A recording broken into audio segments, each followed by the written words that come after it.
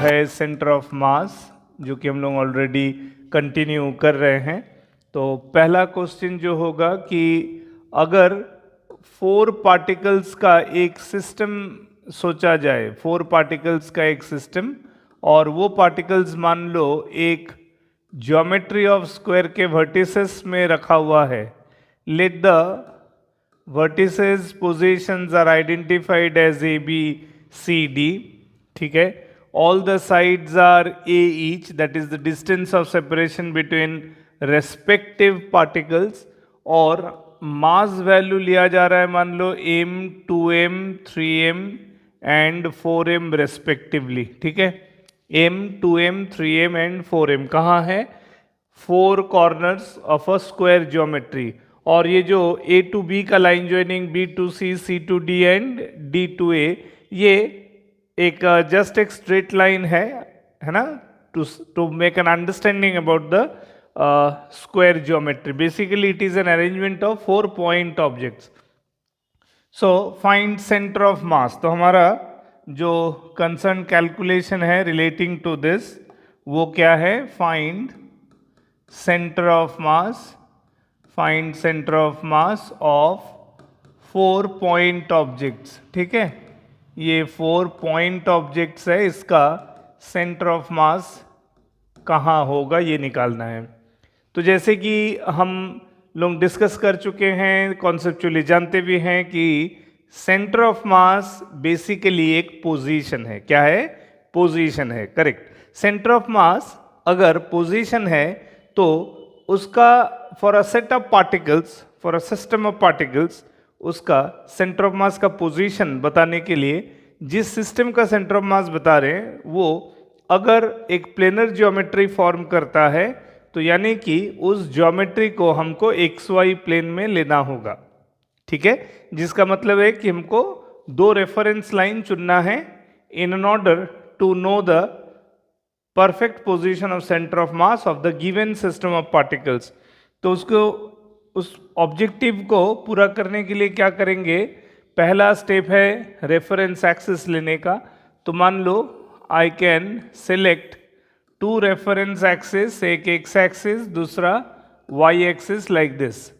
एक X axis ले लिया जो कि साइड DC के अलोंग है और दूसरा AB, ठीक है।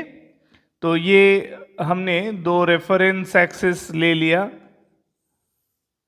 ये 2 रेफरेंस एक्सिस हो गया।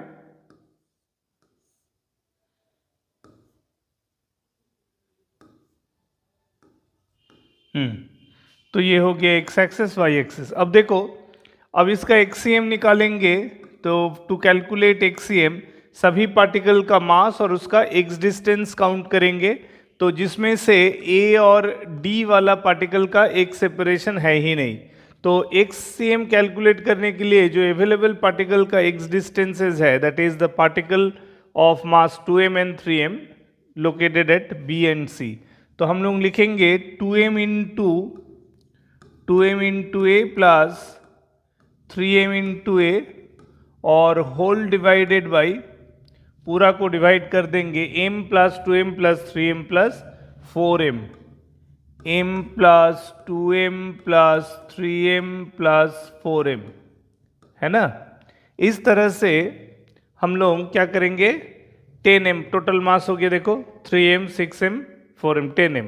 तो यानी कि ऊपर हो गया 2ma plus 3ma, that is 5ma divided by 10m। तो m कैंसिल हो गया, 5/2 यानी a/2।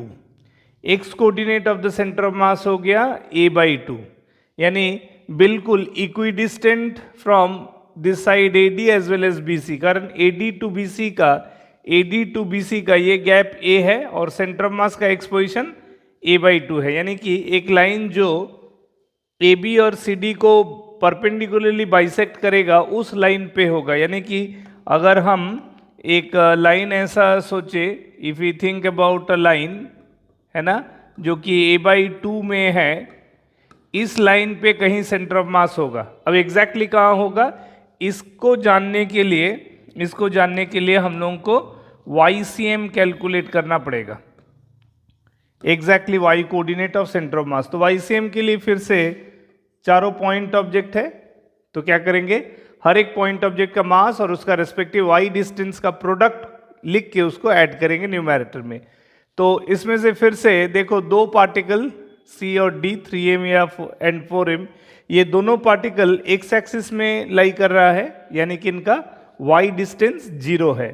तो YCM कैलकुलेट करने में जो काउंट होगा वो m इंटू ए प्लस 2m इंटू ए, ये पार्टिकल का y डिस्टेंस है, इस पार्टिकल का y डिस्टेंस है, डिवाइडेड बाई टोटल मास करेंगे तो फिर से 10m, तो ये हो गया, देख लो, 3ma बाई 10m। तो अब फिर से हम m कैंसिल करेंगे तो ये होगा 3a बाई 10। 3a बाई 10 का मतलब हो गया ये a बाई 2, a बाई 2 होता है 0.5, तो ये है 0.3a, तो दिस इज लेस देन, ये लेस देन a बाई 2 होता है 3a बाई 10 का कैलकुलेशन, यानी कि centre of mass mid point पे नहीं बल्कि थोड़ा सा नीचे होगा, ऐसा एक पॉइंट जिसका y हो जाएगा 3a बाई 10 और x तो हम लोग देख चुके हैं, दैट इज a बाई 2, है ना। तो centre of mass of this system of particles is appearing inside the square geometry at a distance a by 2 from the edge AD and 3a by 10 from the edge CD। Clear हुआ कि नहीं हुआ? तो ये है वो respective distances in terms of x and y coordinate are concerned for center of mass of this 4 point object forming a square geometry। ठीक है, नोट कर लो इसको। तो चलो आफ्टर दिस फर्स्ट क्वेश्चन हम लोग सेकेंड क्वेश्चन डिस्कस करते हैं। सेकेंड क्वेश्चन उसमें भी हम लोग कुछ पॉइंट ऑब्जेक्ट्स का ही डिस्कशन पे लेंगे, पॉइंट ऑब्जेक्ट्स, ठीक है। अब ऐसा करते हैं कि पॉइंट ऑब्जेक्ट्स एक ट्रायंगल बना रहा मान लो, let the point objects forming one equilateral triangle.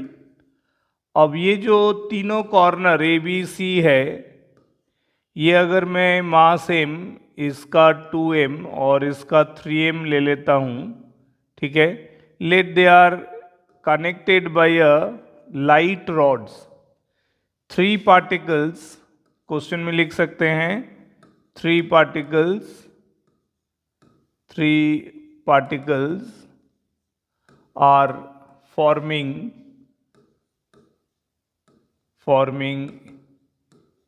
equilateral triangle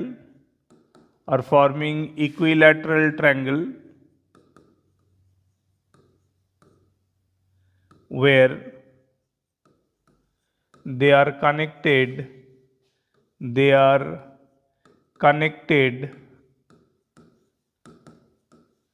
by light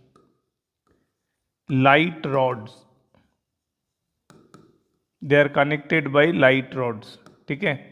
हमको 3 पार्टिकल यहाँ दिख रहा है, m, 2m एंड 3m, ये corners of an equilateral triangle रखा हुआ है, दे आर कनेक्टेड। डायग्राम के हिसाब से फिर से a to b, b to c और c to a का कनेक्शन स्ट्रेट लाइन से दिखा रहे हैं, वो रॉड्स है, लेकिन वो लाइट रॉड्स है, मतलब मास नहीं है। तो यहाँ इस अरेंजमेंट में हम लोग सिर्फ पॉइंट ऑब्जेक्ट्स का ही as a mass A B C 3 corner पे रखा, 3 पॉइंट ऑब्जेक्ट्स को ही काउंट करेंगे, रॉड का मास को है ही नहीं तो उसको काउंट नहीं करेंगे for finding the centre of mass. Basic concept फिर से वही है। बेसिक कॉन्सेप्ट क्या है कि we need to identify the what reference line. First है सिलेक्ट, पहला पार्ट क्या है, सिलेक्ट रेफरेंस लाइंस, है ना, रेफरेंस लाइंस। तो पहला पार्ट अगर रेफरेंस लाइंस का सिलेक्शन से है, पहला लाइन अगर रेफरेंस लाइन से रिलेटेड है, तो इसका मतलब है कि हम 2 लाइन ऐसा चुन सकते हैं, one is this, another one is this, ठीक है।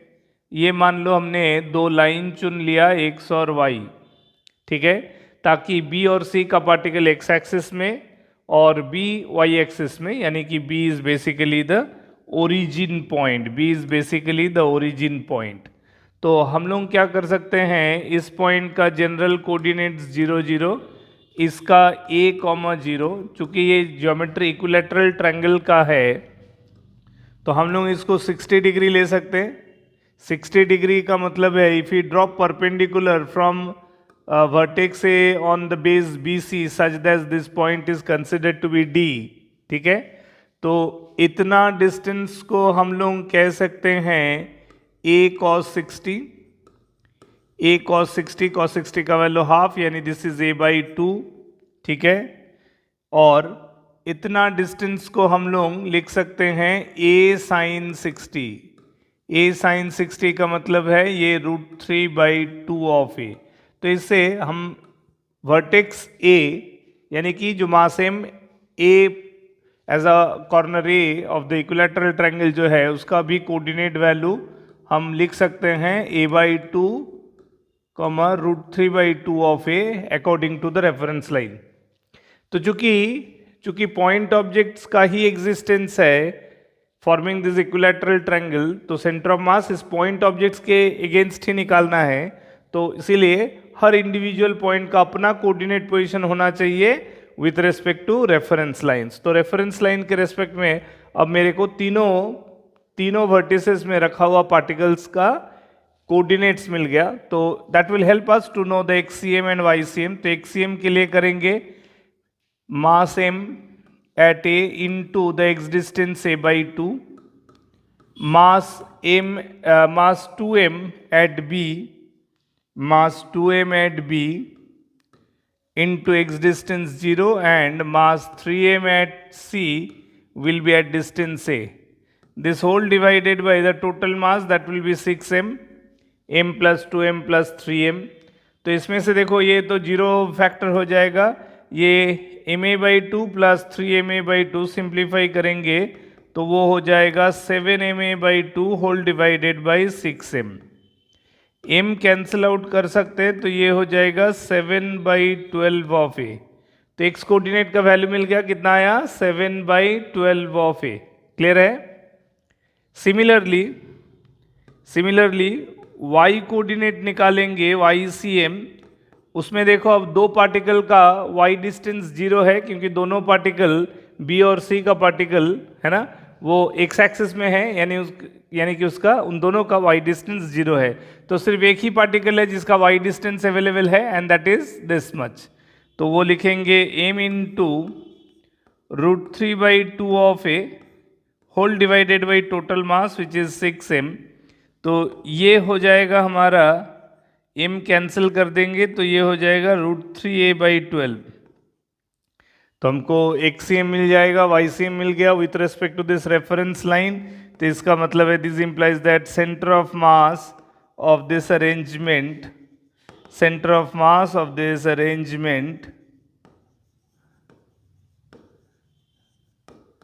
is at 7a/12, √3a/12 based on this reference line. तो ऑब्वियस है कि 7/12 का अगर बात कर रहे हैं तो वो कितना होगा, 0.5 से ज़्यादा होगा क्या? डेफिनेटली 0.5 से ज़्यादा होगा, कारण 6/12 अगर होता तो वो 0.5 हो जाता। 7/12 इज मोर देन 0.5, यानी कि ये जो हाफवे लाइन से थोड़ा ज़्यादा शिफ्टेड होगा। तो ओवरऑल हम कह सकते हैं कि centre of mass of this arrangement can be somewhere like this. इधर कहीं होगा centre of mass of this 3 particle system with this information, this x is 7a/12 and this y is √3a/12। तो इस तरह से हमको देखो एक सिस्टम ऑफ पार्टिकल्स जिसका बहुत कॉमन ज्योमेट्री इक्विलैटरल ट्रायंगल दिख रहा है, तो जनरल अंडरस्टैंडिंग होता है कि जो इक्विलैटरल ट्रायंगल का सेंटर है ना, वहाँ सेंटर ऑफ मास होगा। वो तब होगा जब वर्टिसेस पे रखा हुआ हर पॉइंट ऑब्जेक्ट इक्वल है, आइडेंटिकल है। चूंकि यहाँ ज्योमेट्री तो इक्विलैटरल ट्रायंगल का बन रहा है, लेकिन बनाने वाला जो पार्टिकल्स है वो इक्वल मास वाला पार्टिकल नहीं है, आइडेंटिकल नहीं है, जिस कारण से center of mass of this arrangement is not found at the geometrical center of the equilateral triangle. ठीक है, नोट कर लो.